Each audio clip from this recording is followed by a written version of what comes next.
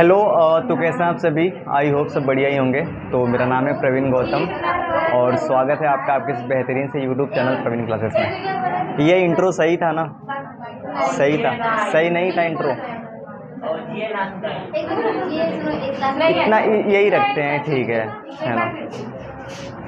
एक बार फिर से चलिए, एक बार फिर से लिए मुझे दोबारा आना पड़ेगा। हेलो। तो कैसे हैं आप सभी? आई होप सब बढ़िया ही होंगे। तो मेरा नाम है प्रवीण गौतम और स्वागत है आपके आपके इस बेहतरीन से यूट्यूब चैनल प्रवीण क्लासेस में। ये ठीक था ना? बढ़िया, यही रखते हैं ना, ठीक है? बार बार रीटेक रीटेक रीटेक है ना, आप लोग बोर हो जाएंगे। सही है, स्टार्ट करते हैं आज की क्लास, है ना? देखिए, आज का दिन काफ़ी बेहतर है ना? काफ़ी अच्छा दिन है। तो बेहतर दिन के साथ एक बेहतर शुरुआत करते हैं, है ना? और मेरा नाम तो सुना ही होगा। स्टार्ट करते हैं आज की क्लास जी। देखिए, है ना, आज हम स्टार्ट करने जा रहे हैं वेरी न्यू चैप्टर जिसका नाम है ट्रायंगल। क्या नाम है? बोलो मेरे साथ, क्या नाम है? ट्रायंगल का मतलब होता है त्रिभुज। क्या होता है ना? ध्यान से समझते हैं कि ये चैप्टर आखिर है क्या, और इस चैप्टर से बहुत सारे बच्चों को डर क्यों लगता है, और ऐसा क्या है इस चैप्टर में जिससे हम लोग इतना डरते हैं। ये सारी की सारी बातें आज की क्लास में हम लोग जानने वाले हैं, ठीक है? तो काफ़ी इंटरेस्टिंग क्लास होगी और काफ़ी आपको मज़ा आने वाला है, ठीक है? देखिए, थोड़ी सी बात कर लेते हैं इस चैप्टर के ओवरव्यू के ऊपर, यानी कि इस चैप्टर में एक्चुअल में है क्या। इस चैप्टर में टोटल हमारे पास 3 एक्सरसाइजेज है। कितनी है बच्चा? 3 एक्सरसाइज, 6.1, 6.2 और 6.3, है ना? जो एक्सरसाइज 6.1 है, यह बेहद स्मॉल, बेहद छोटी एक्सरसाइज है जिसको करने में हमें 3-4-5 मिनट लगेंगे, इससे ज़्यादा का समय लगेगा नहीं, ठीक है? और आज की क्लास में हम बात करने वाले हैं एक्सरसाइज 6.1 का introduction. What mean by introduction? जब भी हम इंट्रोडक्शन की बात करते हैं, इस बात का यह मतलब होता है कि उस एक्सरसाइज के पहले जो एग्जाम्पल है और एक्सरसाइज जो क्वेश्चन है उसको सॉल्व करने से पहले जो कॉन्सेप्ट है, जो लॉजिक है, उसके पीछे की जो थ्योरी है ना, उसमें जो फॉर्मूले यूज हो रहे हैं, इन सभी बातों पे बात करते हैं, ठीक है? ताकि हम क्वेश्चन करते समय बिल्कुल भी अटके ना, है ना? आराम से बिल्कुल सही तरीके से क्वेश्चन को सॉल्व कर पाए। बात क्लियर है? आज काफी फास्ट तो नहीं बोल रहा हूं मैं? देखिए, एक बात समझिए, है ना? मैंने एक लाइन पढ़ी थी कहीं पे, है ना, कि जो अच्छे टीचर होते हैं, यानी कि the good teacher not teach from the book, they teach from heart. जो अच्छे टीचर होते हैं वो किताब से नहीं पढ़ाते बल्कि दिल से पढ़ाते हैं, है ना? तो मैं इस पे, यानी ये चीज़ जो है आज मैं खुद पे लागू करने का प्रयास कर रहा हूँ, देखता हूँ कि मैं कितना अच्छा पढ़ा पाता हूँ, है ना? तो मैं चाहूँगा कि थोड़ी आप भी प्यार से, मोहब्बत से, है ना, थोड़ी सी देख लेना यार, है ना? ठीक है? ज़्यादा मस्ती वस्ती मस्त करना, ठीक है? मज़ा नहीं आएगा, ठीक है? तो बड़ा प्यारा सा चैप्टर है, देखते हैं। बात करते हैं 6.1 के इंट्रोडक्शन पे, है ना? क्या है इस एक्सरसाइज में, ठीक है? इस एक्सरसाइज में सिर्फ हमारे पास 2 बातें हैं। कितनी बातें हैं बच्चा? 2 बातें, है ना? अगर आपने इन 2 बातों को जान लिया मतलब कि ये एक्सरसाइज खत्म। वो बातें कौन सी हैं, है ना? ध्यान समझना। सबसे जो पहली बात है ना, वो ये है सर्वांगसम आकृतियां। क्या? सर्वांगसम, अरे बोलो ना, सर्वांगसम आकृतियां। और दूसरा है समरूप आकृतियां। समरूप आकृतियां, ठीक है बच्चा? सर्वांगसम आकृति को कहते हैं बच्चा कॉन्ग्रुएंस फिगर्स। क्या कहते हैं? कॉन्ग्रुएंस। बोलो मेरे साथ, क्या कहते हैं? कॉन्ग्रुएंस। और आकृति मतलब क्या होता है? फिगर्स, है ना? सही बात है। समरूप आकृतियां, ठीक है? समरूप आकृतियां, इसको कहते हैं सिमिलर फिगर। क्या कहते हैं? सिमिलर फिगर, है ना? ठीक है, इस एक्सरसाइज में सिर्फ यही 2 बातें हैं और ये एक्सरसाइज खत्म, ठीक है? समझते हैं कि क्या है और कैसे हमें पढ़ना है। देखिए, है ना, ये जो 6.1 का इंट्रो है, इस बात का ये मतलब है कि जो भी बातें मैं बताऊंगा इस बात से तय हो जाएगा कि आगे की जो एक्सरसाइजेज हैं वो आसान है या कठिन है, ये चैप्टर बेसिकली है क्या। समझ में आया ना? वो नहीं कहते हैं कि एक चावल के एक दाने से पता लगा लिया जाता है कि चावल हो गया है या बाकी है ना? सही में क्या आप सारा चावल खा के देखते हो? कि ये पूरी तरह से पक चुका है या नहीं, है ना। तो वही बात है, तो स्टार्टिंग से ही पता चल जाएगा कि ये चैप्टर कितना सुंदर और कितना अच्छा है। ठीक है, इससे डरने की बिल्कुल जरूरत नहीं है जी। चलिए समझते हैं। हमने कहा एक है सर्वांगसम आकृतियां और एक है समरूप आकृतियां, है ना। क्या होता है, सबसे पहले समझते हैं कि सर्वांगसम आकृतियां क्या होता है। ध्यान समझना, ऐसी दो आकृतियां, बोलो मेरे साथ, ऐसी दो आकृतियां जो एक दूसरे के हूबहू समान हो, एग्जैक्ट समान हो, उन्हें कहते हैं सर्वांगसम आकृतियां। क्या कहते हैं, जैसे कि मैंने यहाँ पे एक त्रिभुज बना दिया, ध्यान से समझना, ये त्रिभुज है ना, और एक मैंने ये बना दिया। ठीक है, इस त्रिभुज का नाम है ए बी सी, इसका नाम है पी क्यू और आर। बात क्लियर है ना, है ना। अगर ये त्रिभुज इस त्रिभुज के हूबहू समान है, कहने का मतलब क्या है, जैसे फॉर एग्जांपल इसकी जो ये भुजा है इस भुजा के बराबर, ये भुजा इस भुजा के बराबर, और ये भुजा इस भुजा के बराबर, ये वाला कोण इस कोण के बराबर, ये वाला कोण इस कोण के बराबर, और ये वाला कोण इस कोण के बराबर। अगर मैं क्या करूं कि इस त्रिभुज को उठा के इस पे रख दूं या इसको उठा के इस पे रख दूं, ये पूरी तरह से ढक ले एक दूसरे को, तो उन्हें कहते हैं सर्वांगसम आकृति। क्या कहते हैं, है ना। जैसे फॉर एग्जांपल ऐसा बोतल है किसी के पास, वो वाला बोतल देना।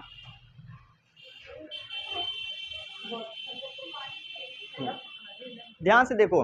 अच्छा, क्या आप मुझे बता सकते हैं कि क्या इस बोतल में, है ना, इन दोनों बोतल में कोई अंतर है? हाँ, इस बोतल में पानी भरा है, इसमें नहीं भरा है। हम साइज की बात कर, अच्छा नया पुराना है, ओ प्रभु हेलो, थोड़ी सी मस्ती से बाहर आ जाइए। ये क्या है, बिल्कुल सेम है ना, हूबहू सेम है, मतलब इसका डिजाइन, इसकी सारी की सारी चीजें बिल्कुल क्या है, सेम है। तो ऐसी आकृतियां जो बिल्कुल एकदम एज इट इज हों, मतलब एग्जैक्ट हो, उन्हें कहते हैं सर्वांगसम आकृतियां। ध्यान से समझिएगा, बहुत ध्यान से, है ना। जैसे मैंने यहाँ पे बना लिया है ना एक और, ध्यान समझिए,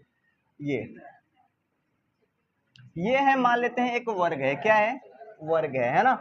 मान लेते हैं ये 1 सेंटीमीटर का है, और ये भी कितना है, 1 सेंटीमीटर, और ये भी कितना है, 1 सेंटीमीटर, और ये भी कितना है, 1 सेंटीमीटर, है ना। दूसरा हमने बनाया, है ना, ये भी कितना है, 1 सेंटीमीटर, 1 सेंटीमीटर, 1 सेंटीमीटर और 1 सेंटीमीटर। और ये जो कोण है 90 अंश है, 90 अंश है, 90 अंश, 90 अंश, 90 अंश, 90 अंश, और ये 90 अंश, और ये भी कितना है, 90 अंश।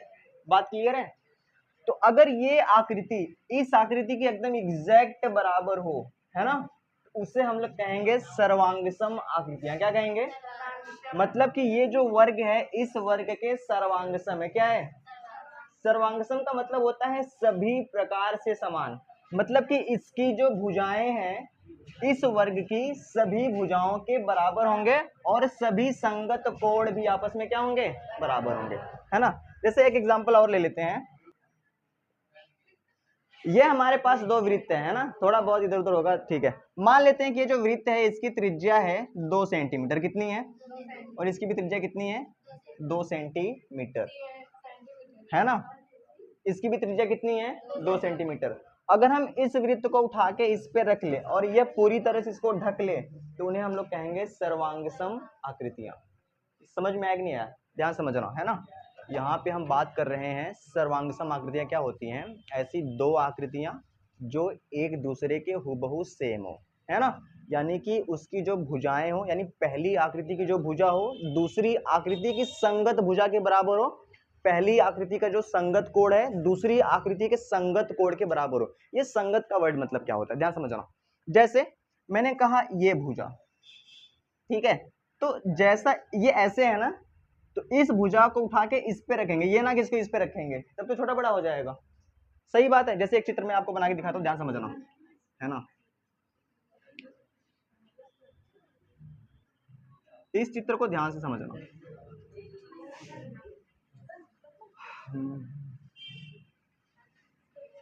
ठीक है, अगर ये बराबर ना दिखे तो मान लेना कि ये बराबर है। ये ए है, ये बी है, ये सी है, ये पी है, ये क्यू है, ये क्या है, आर है। चलिए, इसको 4 कह दिया, इसको 2 कह दिया, इसको 3 कह दिया, इसको 4 कह दिया, इसको 3 कह दिया, इसको क्या कह दिया, 2 कह दिया। बात क्लियर है। है ना।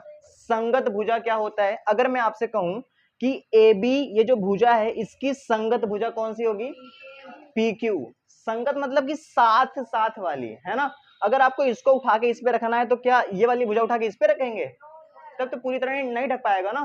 संगत कोण का मतलब, जैसे अगर मैं कोण ए की बात कर रहा हूं तो ए मतलब यहाँ पे पी की बात कर रहा हूं, अगर मैं यहाँ पे बी की बात कर रहा हूं तो यहाँ पे क्यू की बात कर रहा हूं, अगर यहाँ पे आर की बात कर रहा हूं तो यहाँ पे सी की बात कर रहा हूं। बात क्लियर है ना। जैसे अगर मैं इसको कह देता हूँ ये 60 है, ये 70 है और ये कितना है 50 है, ये है 60 और ये कितना हो जाएगा 70, ये कितना हो जाएगा 50, है ना। तो अगर कोई भी दो आकृति, है ना, सर्वांगसम तब होगी, ध्यान समझना, सर्वांगसम का ये चिन्ह होता है, ये है सर्वांगसम का चिन्ह। दो आकृतियां सर्वांगसम तब होंगी जब उनके संगत भुजाएं बराबर हो और संगत कोण भी बराबर हो, है ना। ध्यान समझना, भुजाएं मतलब कि ए बी जो है वो किसके बराबर होना चाहिए, पी क्यू के, है ना, और बी सी किसके बराबर होना चाहिए, क्यू आर के, और ए सी किसके बराबर होना चाहिए, पी आर के होना चाहिए, ये बात। और साथ में कोण ए किसके बराबर होना चाहिए, कोण पी के, कोण बी किसके बराबर होना चाहिए, कोण क्यू के, और कोण सी कोण आर के, तभी वो दोनों आकृतियां सर्वांगसम होंगी, नहीं तो नहीं होंगे। ये एक छोटी सी बात है, ये बात क्लियर है ना। अगर दो त्रिभुज सर्वांगसम हो जाते हैं, जैसे मैंने कहा कि जो त्रिभुज है ए बी सी और त्रिभुज कौन सा है पी क्यू आर, अगर ये दोनों सर्वांगसम है तो इसको ऐसे लिखते हैं, त्रिभुज ए बी सी सर्वांगसम त्रिभुज पी क्यू आर, ये जो होता है थोड़ा सा ये ऐसे होता है। बात क्लियर है ना। तो जब आप ये बात लिखते हैं ना, इस बात का पता है क्या मतलब है, इस बात का मतलब ये है कि जो कोण ए है वो किसके बराबर होगा, पी के, जो कोण बी है वो किसके बराबर होगा, क्यू के, और जो कोण सी है वो आर के, जो भुजा ए बी है ए बी वो किसके बराबर होगा, पी क्यू के, जो भुजा बी सी है वो किसके बराबर होगा, क्यू आर के, और जो भुजा ए सी है वो पी आर के। तो अगर आप सर्वांगसम लिख रहे हैं तो आप इस बात को ध्यान में रख के लिखें कि अगर आप ए बी सी को या किसी एक को आगे पीछे कर देंगे तो गलत हो जाएगा। बात क्लियर है ना, क्योंकि इस बात का ये मतलब होता है ना। कोई बच्चा लिख दिया त्रिभुज सी बी ए, है ना, सर्वांगसम त्रिभुज पी क्यू आर, तो क्या जो कोण सी है वो पी के बराबर है, कोण सी है कितना 50 और कोण पी कितना है 60, ये तो गलत हो गया। तो सर्वांग समता लिखने का ये तरीका होता है ना, और ये बातें हमें नहीं पढ़नी है। ये बातें थी क्लास 9th की, कहाँ की थी बच्चा, ये सारी की सारी जो बातें थी वो कहाँ की थी, क्लास 9th में, है ना। ये मैंने इसलिए बताया ताकि तुम लोग आ गए हो मुंह उठा के क्लास 10th में, बताओ पढ़े वढ़े तो होंगे नहीं, कुछ पता, जो बच्चे पढ़े हैं बहुत अच्छी बात है, जो नहीं पढ़े हैं बस ऐसे लिखेंगे हाँ हाँ अच्छा अच्छा, है ना, तो बस ऐसे देखेंगे बेचारे, है ना। क्लास 10th में ध्यान समझिए, क्लास 10th में हमें सर्वांगसम नहीं पढ़ना है या सर्वांग समता नहीं पढ़ना है, हमें समरूपता पढ़ना है, यानी समरूप आकृतियां क्या होती हैं, है ना। ये क्लास 10th का टॉपिक है, ये तो 9th का था, थोड़ी सी मैंने आपको हल्का से इंट्रो दे दिया, अब इसको बता दिया ताकि आप समरूपता को अच्छे तरीके से समझ पाए, है ना। तो इसको थोड़ा सा मिटा देते हैं, इसमें ऐसा कुछ नोट करने के लायक था नहीं, है ना, ध्यान समझना, इसको मैं मिटा देता हूं। बात क्लियर है,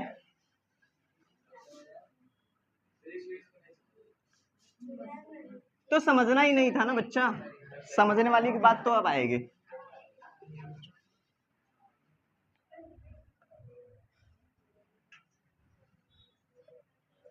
चलिए क्लास 10th में हमें क्या पढ़ना है ना, हमें पढ़ना है समरूप आकृतियां, क्या पढ़ना है, समरूप आकृतियां, जिसको इंग्लिश में कहते हैं सिमिलर फिगर, क्या कहते हैं, सिमिलर फिगर्स, है ना। बात करते हैं, ठीक है। अब बात करते हैं कि समरूप आकृतियां क्या होती है, बहुत ध्यान सुनना, ऐसी कोई भी दो आकृतियां समरूप तब होंगी जब उनकी शक्लें सेम हो, साइज अलग हो सकता है। बात क्लियर है, जैसे फॉर एग्जांपल, है ना, जैसे मैंने एक त्रिभुज बनाया, ये इसका नाम है ABC, क्या नाम है?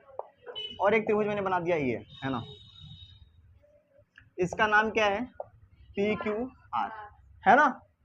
देखने में तो सेम है पर साइज डिफरेंट है, अलग है। देखने में सेम पर साइज अलग, तो उसे कहेंगे समरूप आकृतियां। क्या कहेंगे? है ना। जैसे फॉर एग्जांपल और ले लेते हैं, जैसे मैंने ये बना दिया, ठीक है, और मैंने एक ये बना दिया। बात क्लियर है? देखने में तो सेम है लेकिन साइज डिफरेंट, है ना। तो ऐसी दो आकृतियां जिनकी शक्लें सेम हो लेकिन साइज डिफरेंट हो, अलग हो, है ना, उन्हें कहते हैं समरूप आकृतियां। ठीक है ना, ध्यान समझना। जो समरूप आकृतियां होती हैं उनमें क्या होता है, ध्यान समझना, है ना।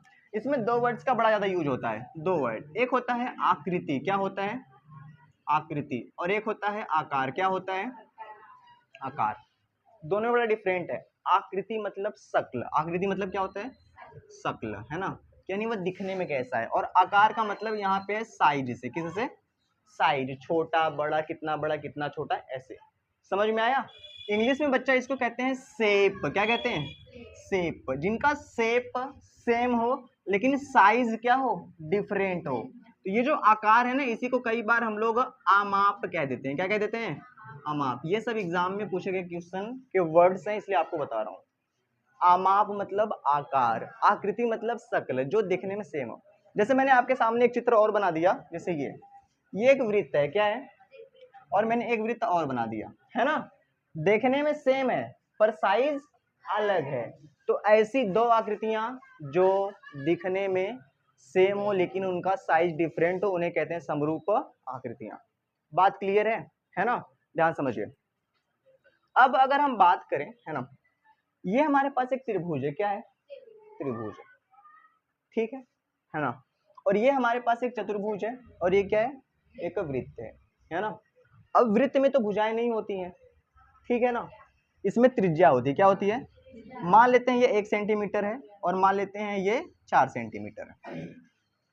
बात क्लियर है ना। लेकिन कभी भी एक चीज याद रखना, आपको एक वर्ड सुनने को मिलेगा, एक वर्ड, है ना, उस वर्ड का नाम है पॉलीगन। क्या नाम है? पॉलीगन। पॉलीगन का मतलब होता है बहुभुज। क्या होता है? नाम सुन के लगेगा जिसमें बहुत सारी भुजाएं होती हैं उसे बहुभुज कहते हैं, ऐसा नहीं है। बहुभुज का मतलब ऐसी कोई आकृति जिसमें 3 या 3 से ज्यादा भुजाएं होती हैं, है ना। तो 3 भुजा वाला कौन हो गया? त्रिभुज। और 4 भुजा वाला चतुर्भुज, है ना। अगर मैं एक ऐसा बना दूं तो ये इसका नाम क्या है? जैसे एक ऐसे थोड़ा सा, है ना, इसका नाम क्या है? पंचभुज, है ना। अब एक ये बना दिया और एक ये बना दिया, है ना। समझ में आया? देखने में सेम है पर साइज अलग अलग है। अगर मैं आपके सामने एक ये बना दूं तो ये क्या है? खष्टभुज, यानी 6 भुजा वाला, ठीक है। और एक मैं थोड़ा सा बड़ा बना दूं तो जगह तो है नहीं, फिर भी देख लो, है ना। बात क्लियर है ना। तो पॉलीगन का मतलब बहुभुज, यानी कि कोई भी आकृति जिसमें 3 भुजा हो या 3 से ज्यादा हो, उन्हें हम लोग कहते हैं पॉलीगन, यानी कि बहुभुज, ठीक है। और ऐसी दो आकृतियां जो देखने में बिल्कुल सेम हो पर साइज अलग अलग हो, उन्हें कहते हैं समरूप आकृतियां, ठीक है। समरूप आकृति होने के लिए 2 कंडीशन है। कितनी कंडीशन है? 2 कंडीशन। सबसे पहली कंडीशन, ध्यान से सुनना, सबसे पहली कंडीशन ये है कि वो जो दोनों आकृतियां हैं उनके संगत कोण बराबर होने चाहिए। क्या होने चाहिए? संगत कोण बराबर होने चाहिए। जैसे ये है, अब समरूप का जो चिन्ह होता है वो कैसे होता है? मान लेते हैं त्रिभुज एबीसी PQR के क्या है? सिमिलर है, यानी कि समरूप है। ये है ना, ये जो है चित्र, ये है ना, इसे कहते हैं समरूप। क्या कहते हैं? समरूप। समझ में आया? नीचे से 2 पाई हटा देंगे, है ना। अब ध्यान समझना, पहला रूल ये है कि संगत कोण क्या होने चाहिए? बराबर। इसके संग ये वाला कोण, इसके संग ये वाला कोण, और इसके संग ये वाला कोण, है ना। बात क्लियर है? तो संगत कोण बराबर होने चाहिए, है ना। और भुजाओं के जो अनुपात हैं वो भी बराबर होने चाहिए, है ना। यानी कि जो भुजाएं हैं उनके अनुपात जो हैं वो आपस में बराबर होने चाहिए, यानी कि जो भुजाएं हैं वो समानुपातिक हो। इस बात का क्या मतलब है? ध्यान से समझना। जैसे मैंने कहा कि ध्यान समझना, त्रिभुज ABC समरूप है त्रिभुज किसके? पी क्यू आर के। बात क्लियर है ना? तो पहला तो ये है कि इसके कोड क्या होने चाहिए, बराबर। कोड ए किसके बराबर होना चाहिए, कोड पी के। कोड जो बी है वो किसके बराबर होना चाहिए, कोड क्यू के। और जो कोड सी है वो कोड आर के। ये तो बात हो गई। लेकिन भुजाओं का अनुपात है ना, जैसे कि ये जो भुजा ए बी है, इसका अनुपात, अनुपात मतलब बटे में, किसके साथ, पी क्यू के साथ। संगत भुजा, संग वाली भुजा यानी पी क्यू, इसका अनुपात। और जो भुजा बी सी है, इसका अनुपात क्यू आर। और जो भुजा ए सी है, इसका पी आर। ए सी को हम सी ए भी लिख सकते थे। इनका अनुपात बराबर होना चाहिए। क्या होना चाहिए? अगर ऐसा नहीं है तो फिर वह कभी भी समरूप आकृति, है ना। जैसे समझो ध्यान से, बहुत ध्यान से। अगर मैं आपसे कह देता हूं, ये चित्र आपको देख के लगेगा ये तो सेम सेम है, कुछ मैं आपको अलग बना के दिखाता हूं तब समझ में आएगा, ठीक है। ये फिलहाल आप लोगों ने इतनी सारी चीजें देख ली है ना, मैं कहीं पे थोड़ा सा एडजस्ट कर लेता हूँ। किसको एडजस्ट करूं, इसी को मिटा दे रहे हैं, नहीं वो सब ठीक है, इसको ही मिटा दे रहा हूँ।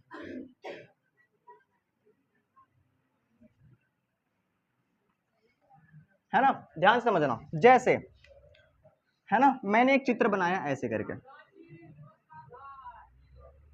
ठीक है। इसका नाम है ए बी और सी, और एक चित्र मैंने ऐसे बना दिया,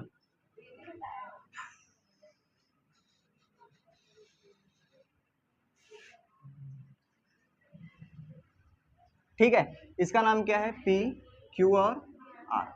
बात क्लियर है जी, बात क्लियर है। नाम रख लेते हैं फटाफट से, है ना। मतलब ये भुजाएं रख लेते हैं, और इसको 4 कह दिया, इसको 2 कह दिया, इसको 3 कह दिया। बात क्लियर, इसको 4 कह दिया, इसको 6 कह दिया, इसको क्या कह दिया, 8 कह दिया, ठीक है। इस कोड को मैंने कह दिया, मैंने 70 कह दिया, इसको 60 कह दिया, इसको 60 कह दिया, और इसको क्या कह दिया, 50, है ना। इसको मैंने कह दिया 70, और ये हो गया आपका 50, और ये कितना हो गया 60। ये बात क्लियर है, ध्यान समझना। मैंने कहा है कि अगर दो आकृतियां समरूप हैं तो दो चीज़ें फॉलो होनी चाहिए। पहला कि पहली आकृति का जो कोड है दूसरी आकृति के संगत कोड के बराबर होना चाहिए, और जो भुजाएं हैं वो समान अनुपात में हो। सिंपल सी बात है। तो अगर मैं कहूँ कि जो कोड ए है क्या वो पी के बराबर है, जी है। कोड बी सी के क्यू के बराबर है, जी है। कोड सी जो है वो आर के बराबर है। अब अनुपात चेक करते हैं, ना, अनुपात ए बी बटा पी क्यू। अब बताओ ए बी का मान कितना है, 2, है ना। तो ए बी का अनुपात पी क्यू के साथ 4 आ जाएगा। बी सी बटा क्यू आर, बी सी का मान कितना है 4, इसके बटे कितना हो जाएगा क्यू आर 8, और ए सी कितना है 3, इसके बटे कितना हो जाएगा 6। अगर इसको हम थोड़ा आगे सॉल्व करें, 2 बटा 4 मतलब 1 बटा 2, इसका मतलब 1 बटा 2, और इसका मतलब 1 बटा 2। तो बताओ अनुपात सेम आया कि नहीं आया। अगर अनुपात सेम आया और संगत कोड इक्वल हैं तभी यह समरूप आकृतियां होंगी, नहीं तो नहीं होंगी, ठीक है। बस इतनी बातों से आपका जो प्रश्नावली 6.1 है वो पूरी तरह से समाप्त हो जाएगा, है ना। समझ में आया कि नहीं आया। चलो एक बार मेरे साथ दोहराओ। अगर कोई, खास करके यहाँ पे हम त्रिभुज के बारे में बात करेंगे, है ना। अगर कोई दो आकृतियां समरूप हैं तो उनके लिए क्या कंडीशन होनी चाहिए। पहली बात क्या होनी चाहिए कि उन दोनों आकृतियों में संगत कोण क्या होने चाहिए, बराबर, और संगत भुजाएं समान अनुपात में हों, ये तभी वो होंगी, नहीं तो नहीं होंगी, ठीक है। चलिए अगर किसी को नोट करना है तो नोट कर सकते हैं।